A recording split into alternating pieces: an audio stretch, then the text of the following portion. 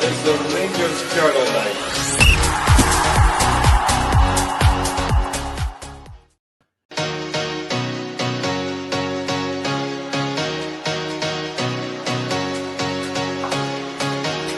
Every night is the Rangers Journal night.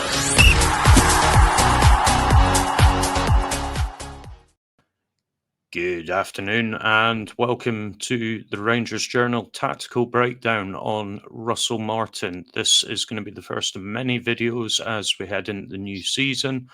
We're going to keep you abreast of how Martin's instilling his tactics in the team, how that translates onto the pitch, and hopefully celebrating many, many wins. With me today, I've got returner in Dylan. How you doing, mate? I'm good, mate. I'm good, thanks. I'm looking forward to seeing how the man plays and how his team plays and bringing it down for the guys that are going to be watching. So exciting. Yeah, agreed, mate. Agreed. And we've got a newcomer as well. Pete, how you doing? Not bad, David and Dylan. Thanks for having me on. I'm just like Dylan, looking forward to seeing how we break down the new manager's system, high press, and how we break teams down. Yeah, agreed. And I have to admit, we were saying this kind of pre-going live. I think when we went through the interview process, I'm not convinced Russel Martin would have been top of too many people's lists. There were some that wanted him, but obviously a lot of folk against. I think from looking at this, and I said this to you before we came on, Pete, I think he could surprise a few folk. The kind of the way that he plays and what we're going to cover, it is suited to Scottish football, I would argue. There's maybe a question how that's going to translate into Europe, but for an awful long time now, the problem that we've had isn't in Europe, it's domestically beating what you would refer to as the dross. So start doing that consistently, everything else comes from it. Just take last season as an example. You know, we won the majority of the old firms and yet lost the league significantly. So it's not a case of being able to play those big games. It's a case of doing it consistently, week on, week out. And I think Martin could potentially give us that. Just a reminder for the folks at home before we launch into it, if you do like what you're hearing, please do like and subscribe to the channel. Lots of great content for you. Aside from the tactical breakdowns, we do match previews in a lowdown form. We've got pods most nights of the week, and we even have a Q&A session so you can ask the guys what they want. And if you want that, turn the notifications on. You'll get notified as soon as we're going live.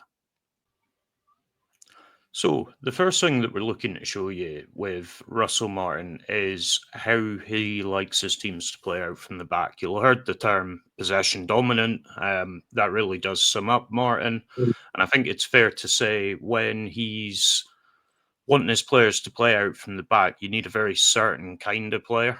So what we'll do, we'll come to this clip first. Nothing unusual here, all right? You've got your keeper, you've got two wide people ready to receive a pass. The thing is, Martin his teams don't play the obvious kind of simple pass. So Pete, I'll come to you on this one. If you just let me play it a sec and we'll get an idea exactly what does happen here. So you can see that there. So talk us through this, Pete. Obviously, as I say, the easy passes are there, but Martin's very much looking for us to gamble and find that spare man. Yeah.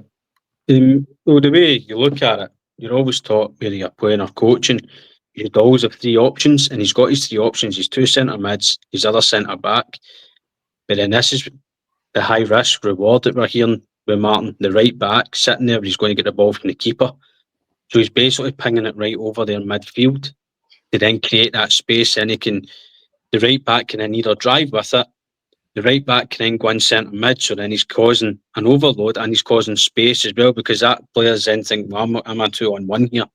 What do I do? Do I go with the striker, or the right mid, or do I fall in with the right back? Yeah.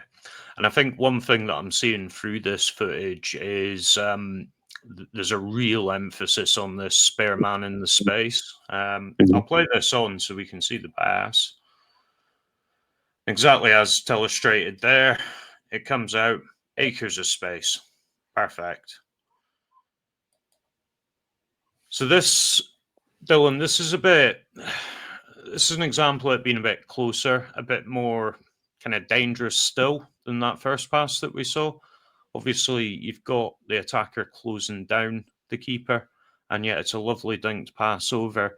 I think for me, one of the things this highlights is where does Butland fit in all this, mate? Do you think Butland can do that?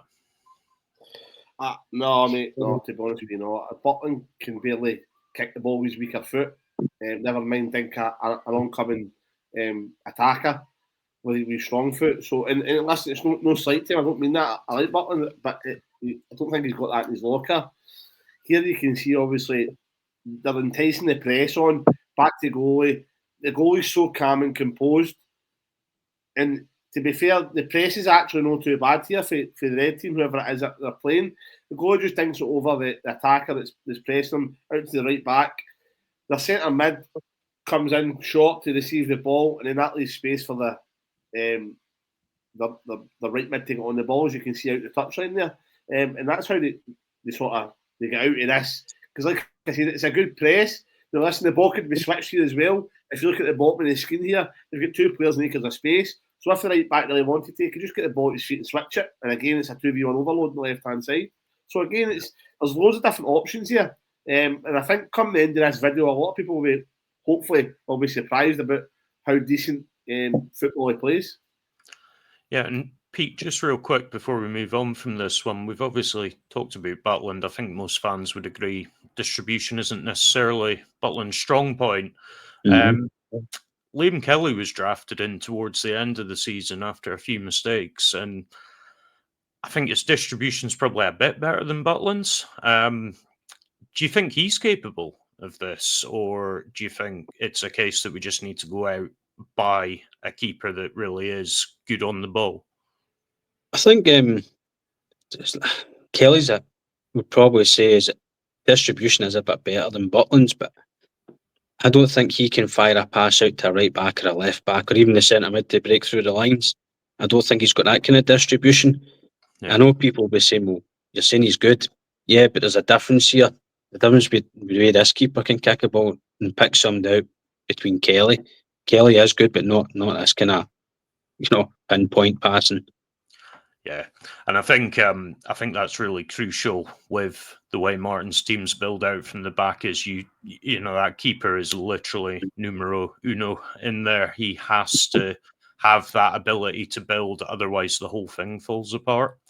Yeah. Just moving on, we'll see some more examples here.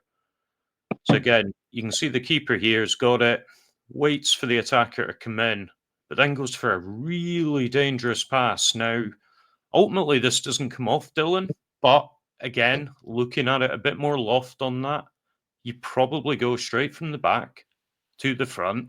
And I think for me, one of the things that's interesting, we're talking about building from the back. There's a variation here. He's no scared that we do play some long balls. What do you think?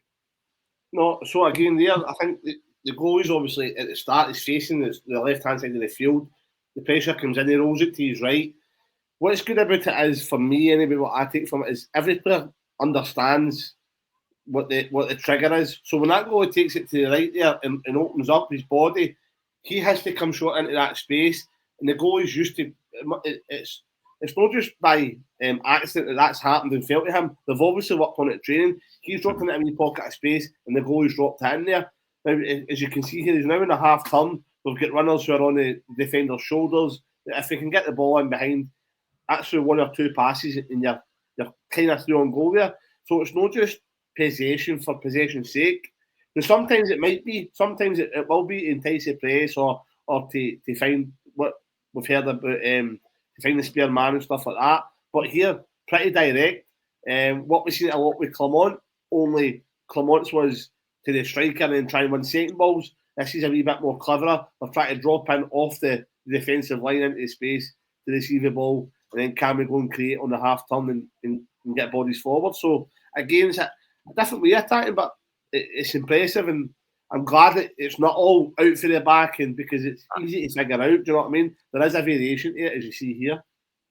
Yeah, agreed, mate. Agreed. And if we come on to the next one, again, talking about variation. This is the one I think that's very, very good. And obviously we'll touch on it. On you go. Sorry to cut you off, but this one is really clever. No, here to give folk a bit of an insight. And as we know, Dylan, you know more about it than me. Peter, Dylan, go on then. You wanted this one, so talk us through this. What are we seeing here? Because again, as we've highlighted, we've got the kind of obvious, the usual, but again, that's not what Martin goes for here. So for me, the two players you've circled is your two centre halves, right? You've got your three. This is a 4-3-3. I look at it. He's playing. So you get a three up top. Your left winger, your striker in the middle, your right winger. The person closest to the touchline, closest to us in the camera, I would say, is your right back, and then you've got your three in the middle, and your left backs are way out on the far side, and then you've got the three in the middle. So Dave, just play this here. So again, we're keeping the pitch wide. We're in enough space here. Play it, and we'll stop at the next trigger. Freeze here. So straight away, right? As soon as again, we're talking about triggers. As soon as that striker started to press the goalie, the centre mid who was the highest, as soon as he started to do it, if you can run it back with Will, he then dropped into that space. So that was the trigger. They were waiting for that press to happen to then allow the space to be created for the highest centre mid to come in here and drop in and receive the ball. And then even here, when they play it out again as well, it's not like it's played out wide and it's nice and we work it round. It's dangerous, brave passes on the ball. And again, it's exciting football, and I think it'll catch a lot of teams off guard. So if we can, Dave, just continue it here. Yep. So again, this ball goes back to goalie. The centre mid behind him takes up his space. So the centre mid here at the bottom of the diamond, again, pressure on the goalie, dinks into that space, and as soon as this man gets the ball, that's the striker's trigger to then come into this space and help out, because he knows he's going to have a man on him, and he knows he's the only really out ball with a difficult pass, because again, his back's to goal, doesn't really know what's round about him, ball's coming to him at height, so he knows he's going to become available. This striker that we'll circle, we'll play it out. Dinks into midfield, pressure, striker's there, and then we break out for it. Again, really, really good football, mate. It can go wide to you. Your left winger can make a diagonal run. You can play it up to your right winger. And that's only, 3 passes here? Yeah. Essentially again. So, Pete, what do you think about that, mate? Dave, just run it away back and play it again for the start, so we can see it again if you can, mate. So here, as soon as he starts to press, bang, ball into the centre mid. I just think it's really, really good football. What do you think, Pete? No, I agree with you, Dylan. It's good, but there's movement all over the pitch, as we've touched on before, and that's what a massive part of football is movement, drawing your opposition out, and then with 3 passes, as we've said, then you've caused overloads either right or left hand side, and then see, Martin made a great point. I think it was his masterclass with Swansea. Remember the game they beat Cardiff? Was it 4-0? Yeah. But he said he made his striker. So let's say if I talk to the balls on the right hand side of his centre half, his striker would then be on the left hand side of the centre half. So then it's like a diagonal ball between the centre half and his striker. And if it was at his left side, the striker would then be diagonal again. He says that way he was isolating their centre halves, and then he could get runners in behind, and it was great to watch. And that's just a point about being on what side of the defender in relation to wherever the ball is. Do you know what I mean? Absolutely. Things, if he's getting into that meticulous detail, then how can you say that he's not going to be, or even watching it, listen, I'm going to say he's going to be a winner or win trophies and all that, but style of football wise, for me, really, really good.